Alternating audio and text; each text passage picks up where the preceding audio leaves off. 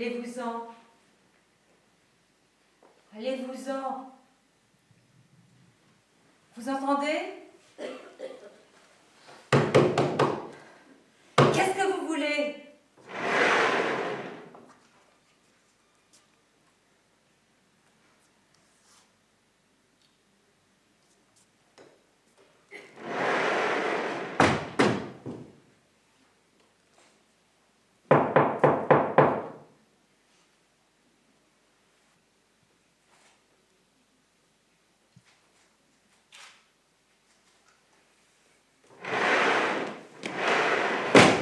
Bonsoir.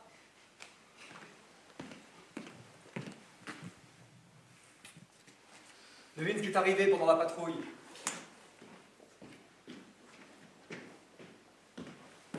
Devine ce qui est arrivé pendant la patrouille aujourd'hui. Les gens, ce qu'ils peuvent faire. On était dans la vieille ville, le quartier qu'ils ont vidé il y a des années.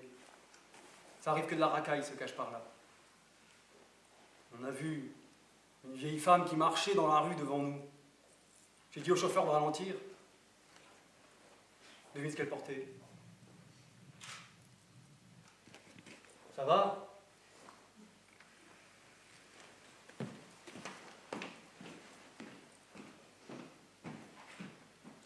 Le portait sous son bras.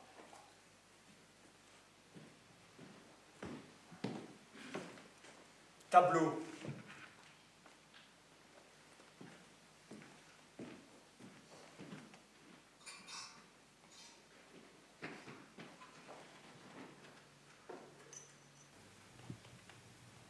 Comme ça que ça a commencé. Plouf, plouf, plouf. 5 ou 6 se jettent dedans. D'autres grimpent sur les parapets pour boucher les trous. Ceux qui étaient dans l'eau flottaient dans le courant. Leurs gros manteaux flottent à la surface comme des vessies ou des grosses cloques.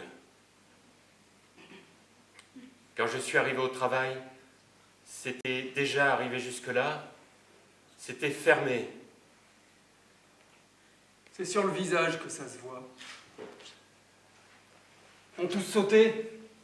Personne qui s'est servi d'une corde ou d'un truc bizarre. Non. Font tous la même chose, quoi qu'ils fassent. C'est un des symptômes. Vous avez entendu parler d'Evry? Non. Un coin de ce côté-ci, banlieue avant que ce soit réaménagé. Ils ont eu une poussée. J'ai été envoyé par le travail.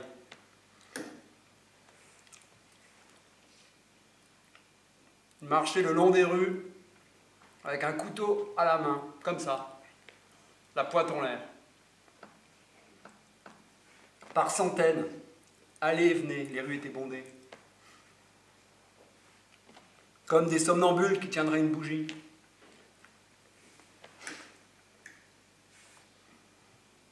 Silence de mort. Personne parlait. Personne ne se rentrait dedans. Et tout à coup, il y en a un qui se poignarde, puis tous. Poignarde, poignarde, poignarde. Coupe et déchire, poitrine, bras, jambes, cou. Comme s'ils voulaient se poignarder le plus de fois possible avant que le couteau leur tombe des mains.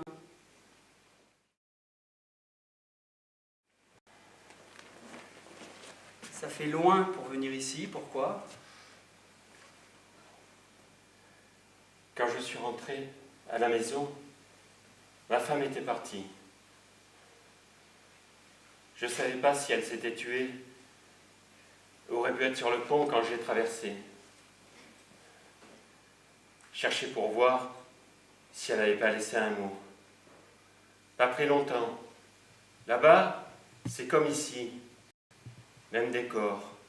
L'autorité décourage l'achat de mobilier. J'ai essayé le tiroir de notre table. Normalement, c'était jamais moi qui y touchais, c'était sa responsabilité.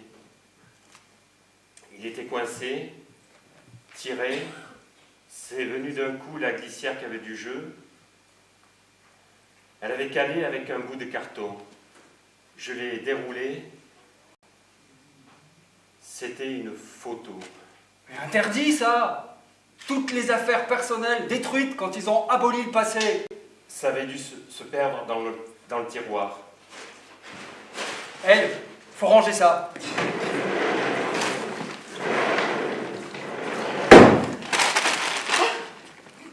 Il m'a fait entrer. Tu es là? Je vais le prendre. Il dit qu'il vient de l'autre côté, venu à pied. Ton frère. Quoi? Frère! Vous ne vous souvenez pas de moi? Mais j'ai pas de frère. Personne n'en a. Ils se sont débarrassés de tout ça. Pourquoi tu l'as laissé entrer?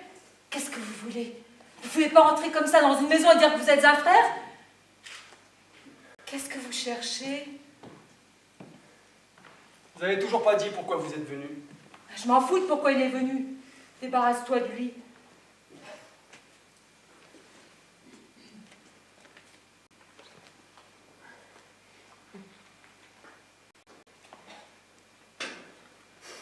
Regardez. Qu'est-ce que c'est? Photo. Vous, il y a des années.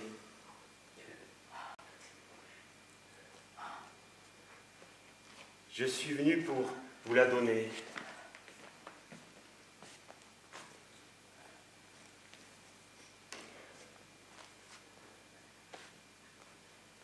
Je vous avais oublié. J'aurais pas pu dire votre nom si on me l'avait demandé.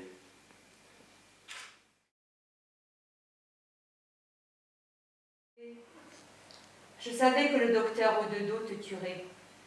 Alors, j'ai tiré la couverture. Tu sentais comme une étable, une nuit de gel. Et je t'ai traîné jusqu'à la fenêtre pour que tu puisses voir. Il a fallu que je monte sur une chaise. Je t'ai hissé par les épaules. Tu as tourné la tête vers la fenêtre. Il n'y avait rien à voir. Pas de lumière dans la rue. Tout était sombre. La vitre était noire. J'ai vu ton visage dedans. Il était blanc. Ton visage te parlait. Je ne pouvais pas l'entendre. Tu as tendu la main. Tu as tapoté la vitre. J'ai cru que tu l'avais cassée. De peur, je t'ai presque laissé tomber par terre. Tu serais tombé sur le verre, les éclats t'auraient déchiré la figure, les pointes t'auraient arraché les yeux. La vitre n'était pas cassée. Ce que j'ai vu, c'est la douleur sur ton visage, les éclats de ta figure. Ton visage dans la vitre t'avait dit « Tu es mort ». Tu as glissé de mes mains. Mère est entrée en courant. J'ai dit que je t'avais trouvé sous la fenêtre. Ils ont dit oui, c'est le délire. Tout le jour suivant, j'étais terrifiée qu'ils découvrent que tu étais mort, que ça me retombe dessus. Je t'avais traîné. J'avais peur, comme seulement un enfant peut avoir peur. Personne n'a rien vu. Le docteur s'est pas aperçu que tu étais mort. Je peux dormir maintenant que tu es là? J'ai marché pendant des mois. Pendant tout ce temps-là, j'ai pas dormi 5 heures.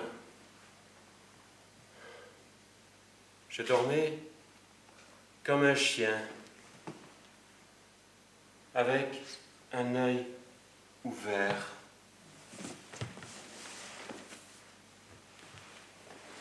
Mets ça sous ta tête.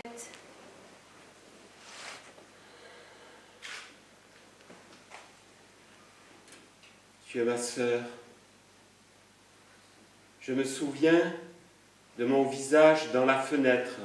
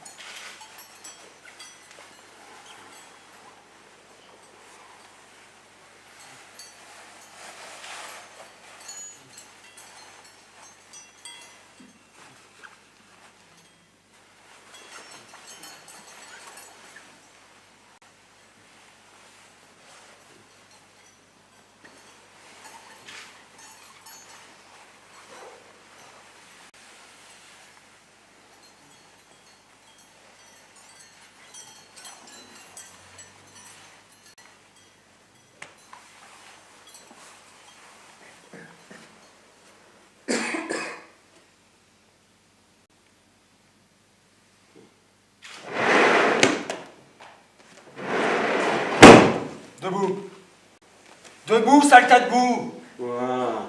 Ah, bon Dieu, un fardeau de plus. T'es là? Torturé. Moi, au moins, je me suis pas assis sur sa caisse. Sa caisse? Sa caisse!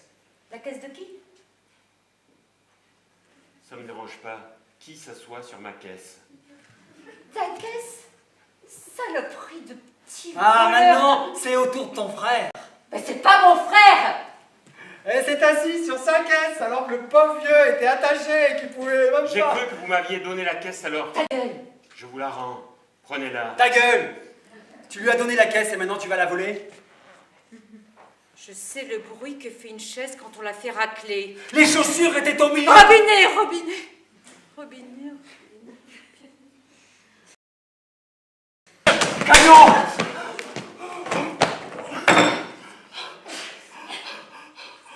Petit enculé, va!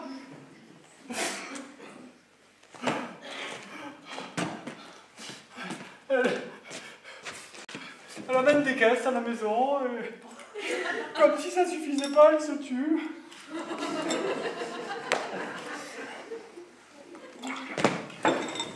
Vas-y, j'avais échangé les bols.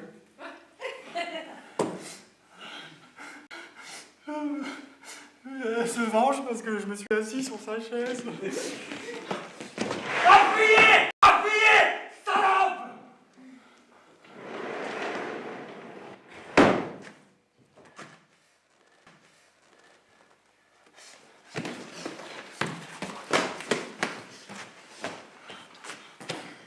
Mon Dieu, mais c'est pire qu'à Évry.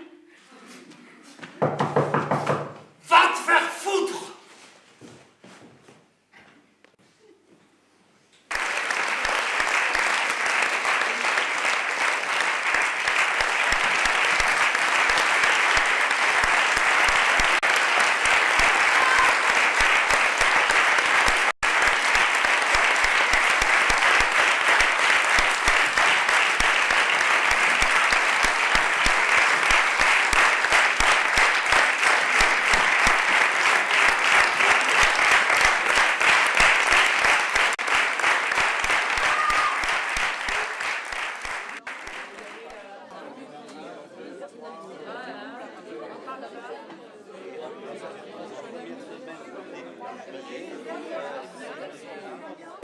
Cette soif de consumérisme pour combler un vide de sens. Et ça a été vraiment traduit, je pense, dans la pièce. Donc il y a des instants de rire qui étaient forts, parce que c'est à la fois tragique et aussi on est dans l'humour, parce que c'est rigolo, c'est vraiment très drôle. En tout cas, bravo pour les acteurs, c'est pas évident de transmettre cette densité d'émotions et en même temps de profondeur, des peurs, des sentiments qui sortent des entrailles. Et cette mise dans dans la pensée, on ne peut pas penser, on n'existe pas parce qu'on n'a pas de passé, il n'y a pas de photo. Donc je pense que c'est un bon message pour nous dire à tous, prudence, faites attention, la liberté de penser, d'être, c'est extrêmement important. Être vivant, c'est là et c'est avec l'autre, hein, c'est avec l'autre dans l'échange. Un gens qui se suicident à Oui, noir. pas mal de grossièreté dans le texte. De grossièreté dans Oui, le oui, texte. oui, salope, etc. Bon, Ah oui, d'accord. mais c'est tout, oui, c'est... Ça vous... D'accord. Ça vous a un peu choqué.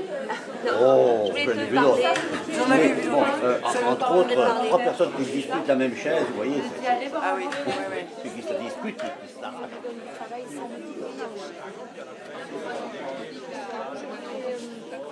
Et moi, j'ai trouvé ça... du coup, ça m'a fait entendre la fin complètement différemment, parce qu'entre nous, on faisait un truc un peu comme un épée. Tout d'un coup, c'est rire, ça mène forcément autre chose, quoi. Pour vous, ça vous donne une Ah oui, façon oui, oui. d'aborder. Mais le public, il a été essentiel quand même hier. C'est vrai que au début, en plus, je suis toute seule sur scène et tout. Bon, Non, ça... c'était dur, ça... on peut se demander, mais Oui. où on va? Où on va, oui. va. Est-ce que ça va être ça tout le long? On va tout faire sauter. On fait exploser le truc. Et ma femme qui est très sensible à tout ce qui est décor et costume, elle adorait aussi. Elle adorait le décor, le minimaliste qui était parfait et le choix des costumes. qui, Le se, tir à la costume. qui se répondaient, Ouais, qui se répondaient bien et qui, oui, qui donnait bien l'univers aussi, je crois. Hein.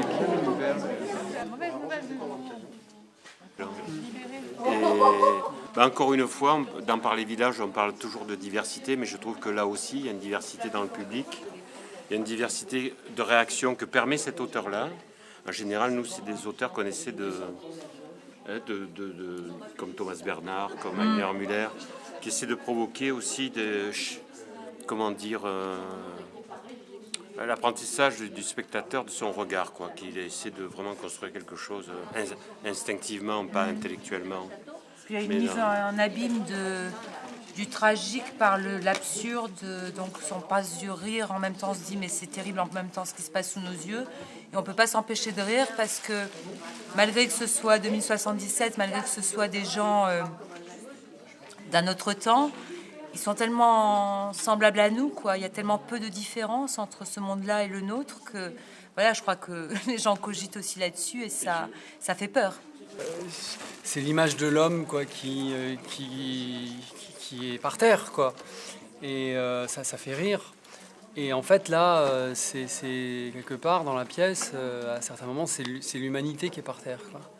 Et donc, voilà, quoi. C'est pas seulement un homme, il y a quelque chose de l'humain qui a disparu dans ce genre de société exacerbée. Et donc, du coup, voilà, ça fait rire comme exutoire, pour pas pleurer, quoi, aussi. Et à vouloir, ça c'est James qui le dit, sécuriser tout, quoi. Il veut le maximum de sécurité, ben voilà, on en arrive au vide, quoi. Hein, à la mort. Et à la mort, au vide. Et c'est exprimé par cette lumière et par ces couleurs un peu indéfinissables, quoi, quelque part.